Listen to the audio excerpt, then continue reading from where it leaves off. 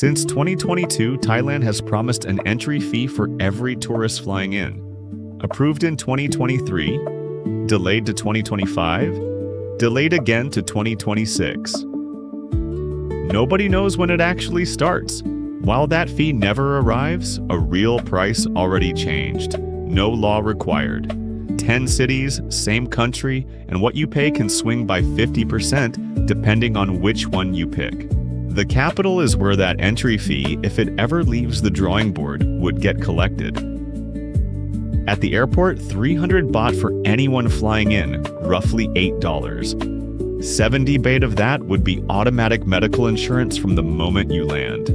The proposal already got approved by the cabinet back in February 2023, was planned for 2025, pushed to 2026, and as of this August, still has no final date and no confirmed way to actually collect it. The last delay came down to falling tourist numbers, 17 million visitors through July 2025, 5% below the year before. With the change in government, the proposal is heading back to a cabinet meeting under the new administration.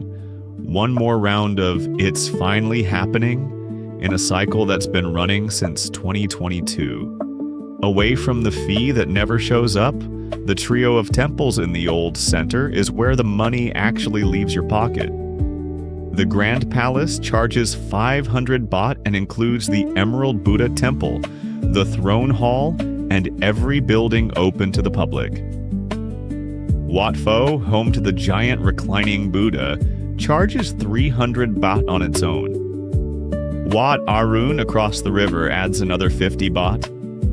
All three sit a short walk or ferry ride from each other, easy to cover in one morning.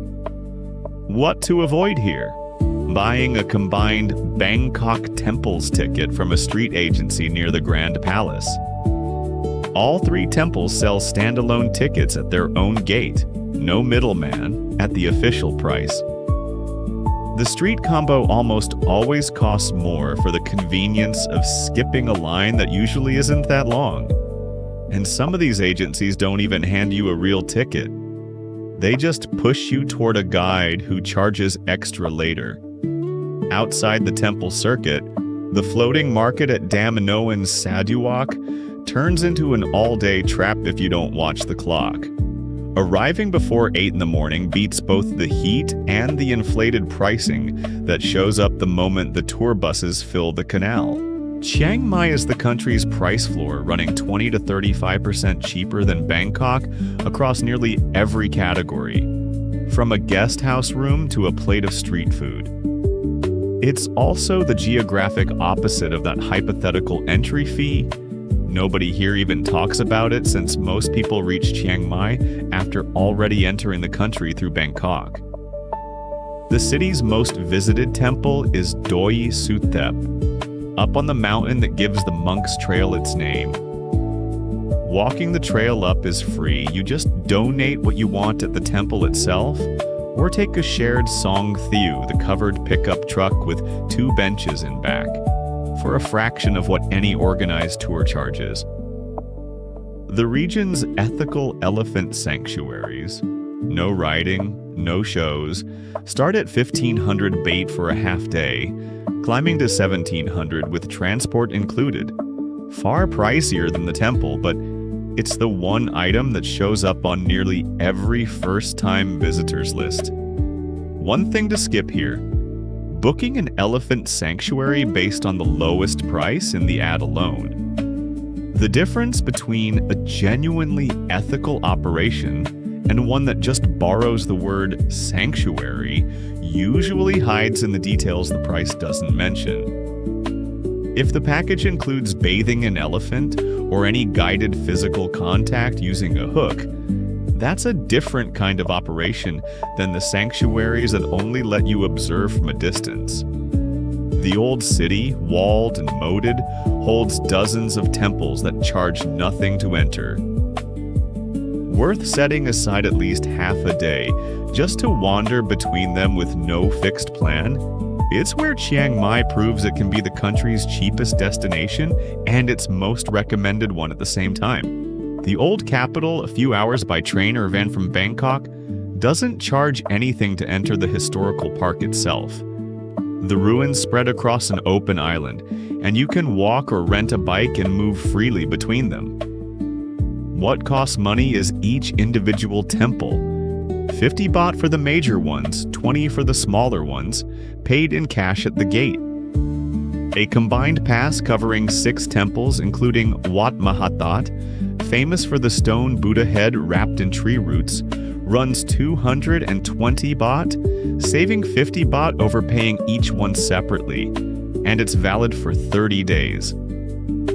Some of the most photographed spots, like the giant reclining Buddha at Wat Lokaya Sutha, are entirely free, open air, no ticket booth at all. What to avoid here? Trying to pay entry with a card. Most temple ticket booths only take baht in cash. Pulling out money before leaving Bangkok or Chiang Mai saves you from getting stuck at a temple gate, unable to pay the 50 baht entry.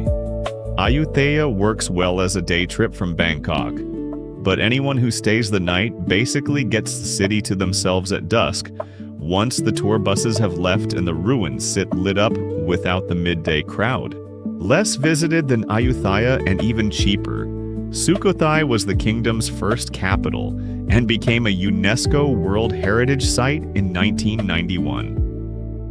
The historical park splits into paid and free zones. The central zone charges 200 baht, the north and west zones charge less each, while the south and east zones are free.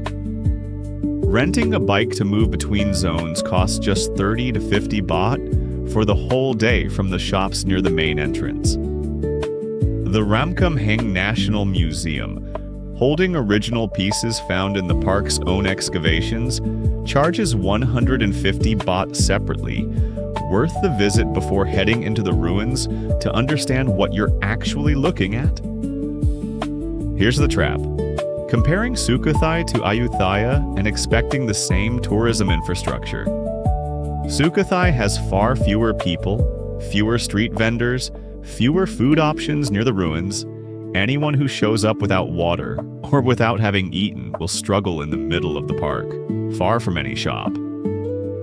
By bike, you can cover all 3 paid zones in a single day, riding dirt paths between artificial lakes and brick temples that survived 700 years without heavy reconstruction, the opposite of Ayutthaya's more restored circuit. The cheapest city on this whole trip centers on the bridge over the River Kwai, built by prisoners of war during World War II. Walking across is free and access is continuous, no ticket booth on the bridge itself. The Death Railway, built in the same period at an immense human cost, still partly runs. The train leaves from the bridge station to Nam Tok. Round trip for 100 baht, 3 departures a day. The Jeeth War Museum, set up in huts that recreate the actual conditions prisoners lived in, charges 40 to 50 baht. The Thailand-Burma Railway Center, more complete with a larger historical collection, charges 150 baht. What to avoid here? Budgeting just half a day for Kanchanaburi, thinking it's only about photographing the bridge.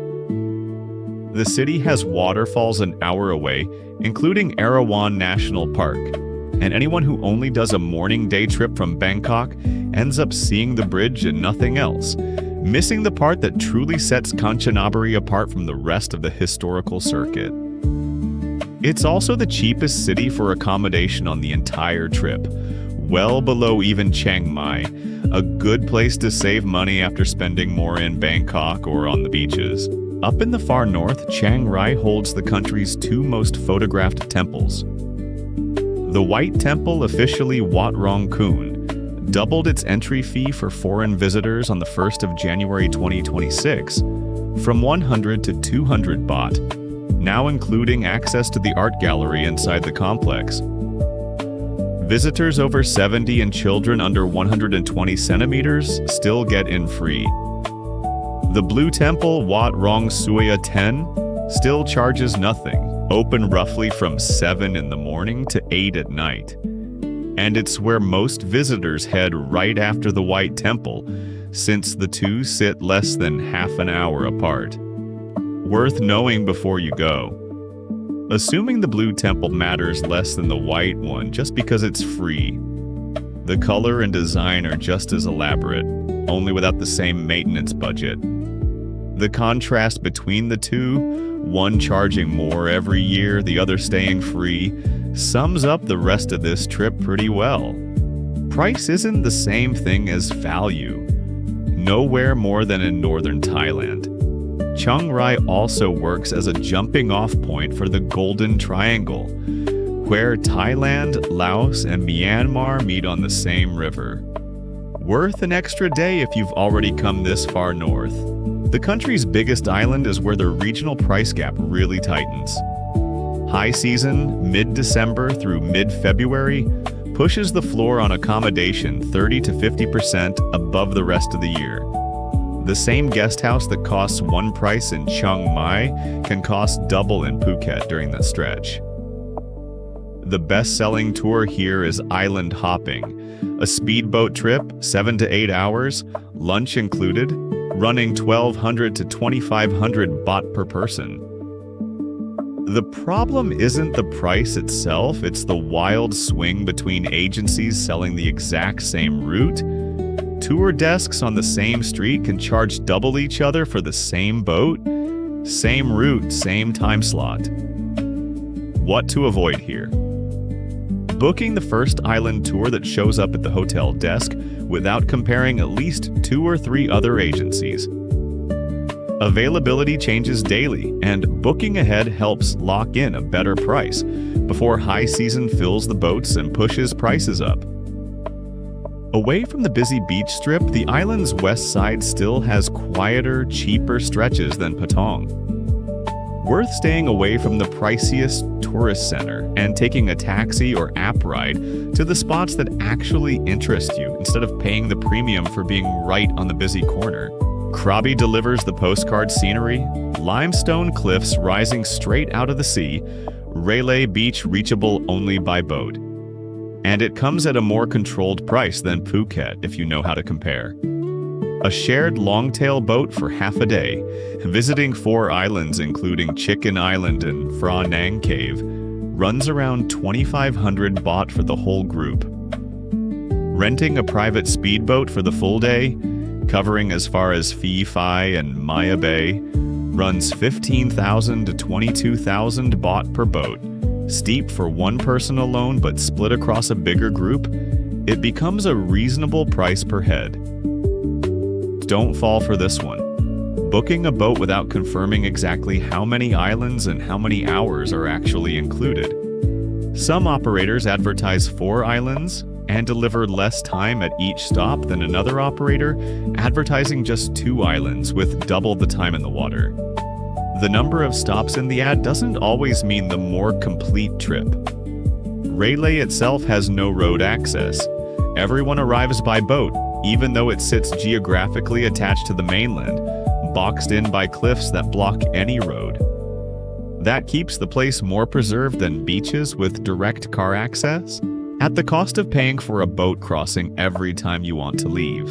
The closest beach city to Bangkok carries an old reputation for heavy nightlife that's now only part of the story. The main strip charges a premium for location. A regular beer runs 120 to 160 baht right there, against 70 to 90 baht just a few streets back. Same product, half the price. Away from the nightlife, Pattaya has also become a family destination. The Cartoon Network Water Park, Nong Nooch Tropical Garden, and the Sanctuary of Truth, a wooden temple still under carved construction decades in, draw both families and couples. Jomtien Beach, a bit further from downtown, delivers the same sea without the main beach's chaos. What to avoid here? Judging Pattaya purely on a reputation it's carried for decades, whether you're going for that reputation or trying to avoid it. The city has changed more than its image has. You can spend days here without ever crossing paths with the nightlife or dive straight into it if that's what you came for. Pattaya adapts to whoever's visiting, not the other way around. Drink prices have climbed 10 to 15% since 2023, so anyone still picturing the old numbers is in for a small surprise at the bill. The Thai royal family has kept a summer residence here for nearly a century, so this really is the country's royal beach town.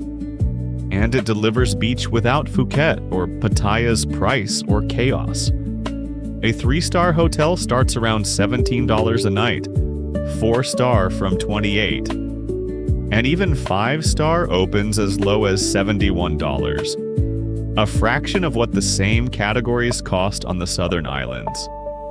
The city runs much quieter than Phuket or Pattaya, with a longer, emptier beach, a traditional night market, and colonial-era architecture downtown that survived since the period royalty first made the place popular. Steer clear of this one, assuming cheaper means nothing to do. Hua Hin doesn't have Pattaya's nightlife or Krabi and Phuket's island tours, but it makes up for it with nearby trails, Khao Sam Roy Yacht National Park, and a slower pace that makes sense as the closing stop after expensive beaches, historic temples, and one loud nightlife city. Hua Hin also works well as the last stop on the trip, closer to Bangkok than any other beach on this list. An easy van or train ride back the next day for the flight home. 10 cities and a fee that never showed up. 300 baht promised since 2022, approved in 2023, delayed from 2025 to 2026, and still no final date or confirmed way to collect it. If you're waiting on that fee to decide when to go, you might be waiting a while. The track record of the last 4 years is delay after delay. Meanwhile, the price that actually changes your budget never needed a single government approval. Chiang Mai runs up to 35% cheaper than Bangkok. Kanchanaburi is even cheaper. Phuket and Pattaya push prices up by as much as 50% in high season without warning anyone. Hua Hin delivers beach for a fraction of what the southern islands cost, and Krabi rewards anyone who compares boat operators before committing. Chiang Rai's White Temple doubled its price this January overnight, while the national entry fee has stayed stuck since before tourism numbers even fully recovered from the pandemic. A small $8 fee has made headlines for 4 straight years. A real 50% swing in your travel budget, depending only on which of these 10 cities you pick, barely gets mentioned anywhere. The question isn't whether Thailand will eventually charge that entry fee. It's whether you're paying attention to the price that's already changing, city by city, while that other one keeps being just a promise,